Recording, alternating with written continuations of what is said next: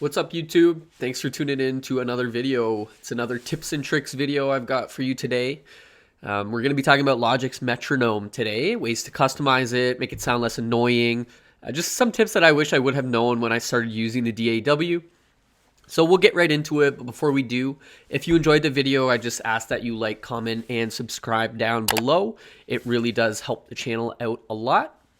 All right, so I just have a session in Logic pulled up here, and we're going to be focusing on the metronome. So if you're curious about what a metronome is, it's just a click track in order to stay on tempo with the tempo of your recording. So when you have a lot of instruments going on at once, if you're not playing at the same tempo, you can run into phasing issues, and your production is going to sound a little less refined, polished, and detailed.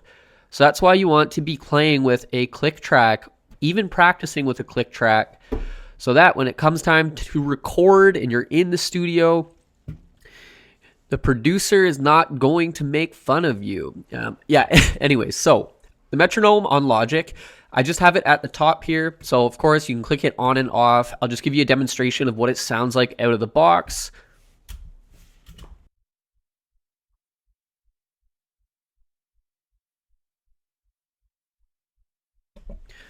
So the metronome will change its tempo based on the tempo of your project. So if I was to pull this down to 120, let's say, my metronome would be going slower. The tempo that we're using today as an example is 160.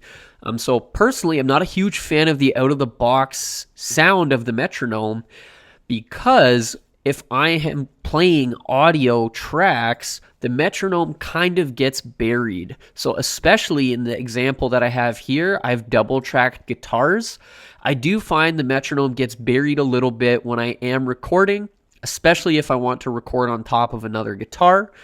And I'll show you what I mean right now.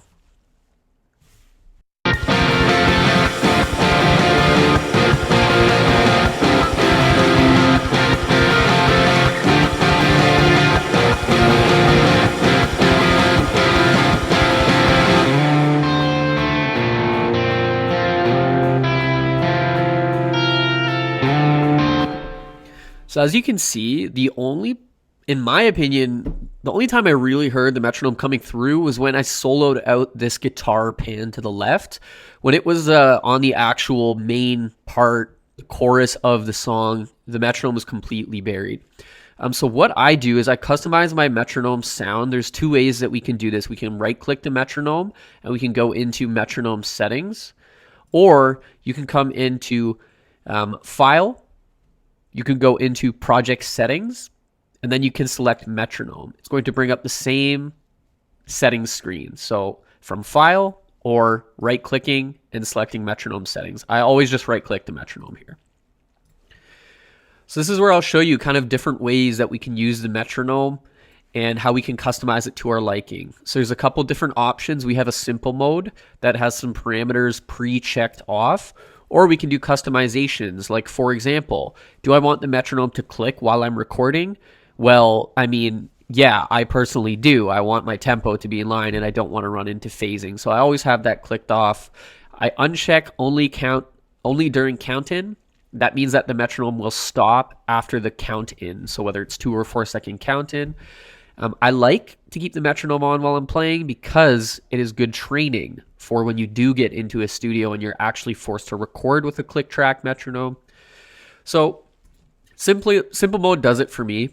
Where you're going to want to spend some of your time here is on the customizations.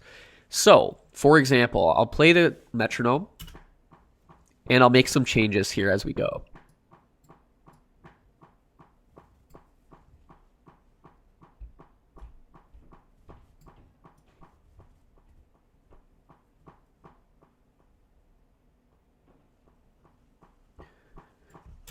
So you'll notice here we're getting some velocity changes, how hard we want that metronome to hit.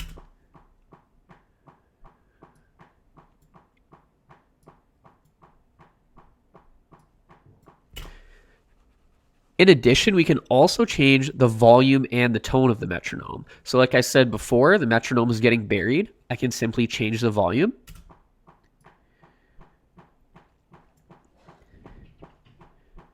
So I'll keep that full. One thing I will note, and what's most important for me, is the tone. I really don't like the out-of-the-box metronome in Logic. It sounds super staticky. So what I like to do is just change the tone up a little bit, and I'll show you here.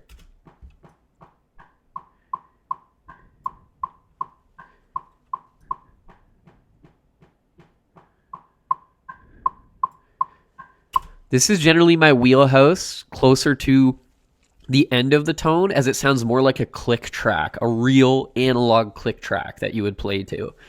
So let's actually jump in now to the song again, and you'll be able to see, you'll be able to hear how the metronome actually pushes through on the chorus.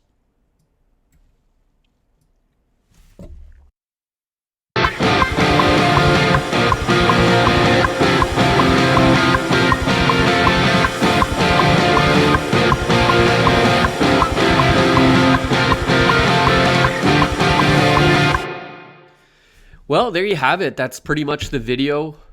Pretty straightforward, but if you have any questions, feel free to leave them in the comment box below.